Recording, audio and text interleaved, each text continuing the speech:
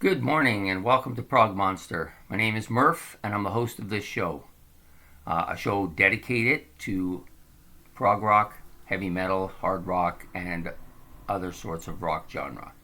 Today we're doing a look back at a classic rock album from a band that was probably my first band that I was my favorite. Talking about BTO's Four Wheel Drive. Excellent album. If you haven't had a chance to listen to it, I'm trying to find a place here. Okay, there it is. Anyways, they were I preference this a bit. When I was a kid, I'm saying around about 8 or 9 years old, I used to play in my friend's room with him, and we had our cars, and we played with him. And he had this little transistor radio that played AM music. His mother had gotten him it, and she'd also gotten him a tape recorder. In those days, it was a separate unit that you put a cassette in and you taped. So, anyways, we would listen to the songs on the radio and tape them, and so they would come through this little transistor radio and be taped onto this cassette thing. So the quality was less than spectacular, but we were thrilled to be able to do it.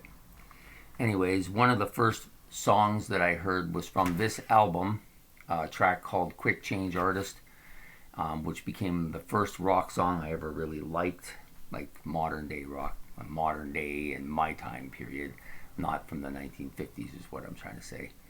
So anyways, we did this, I started listening to this, and then there was a couple of other tracks that we heard from BTO, and they became my favorite band.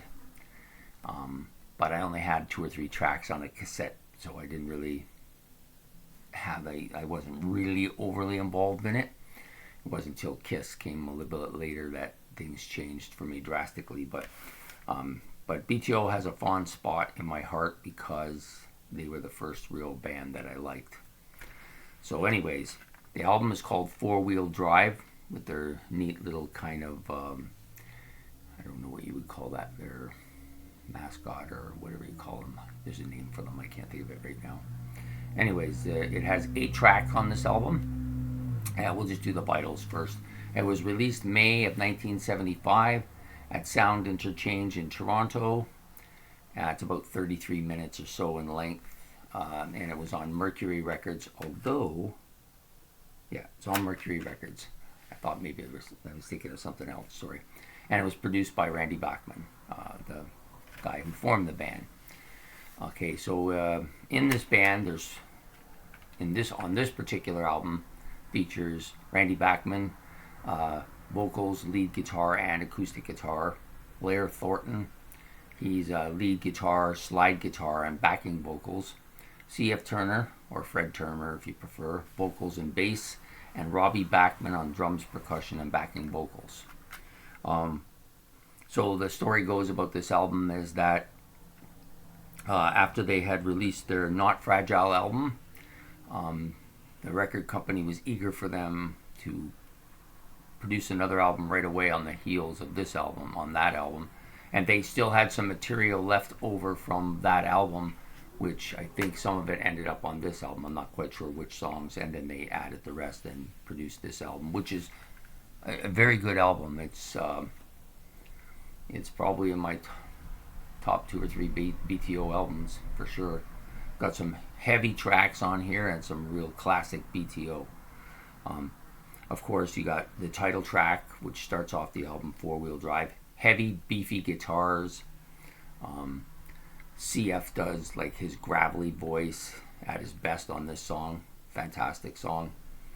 I really dig that one quite a bit. She's a Devil, another CF Turner vocal. Another fairly heavy track. Most of the songs on this album are heavy, fairly heavy. Got a bit of a blues sound to some of them as well. To me, they're a hard rock, bluesy type rock band.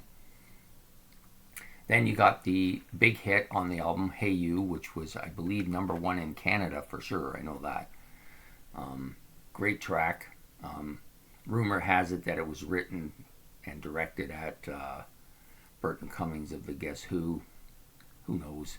People like to read things into stuff. I don't know if there's any truth in that at all. But it's a great track. One of my favorite BTO songs of all time. Randy does the vocals on it, and he nails it.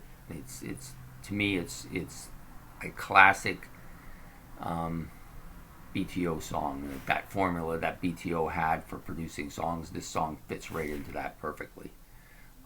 Flat Broke Love, another song, pretty heavy song, not super heavy, but pretty beefy guitars, and CF, of course, CF is doing the vocals on this, so you know that it's going to be fairly heavy.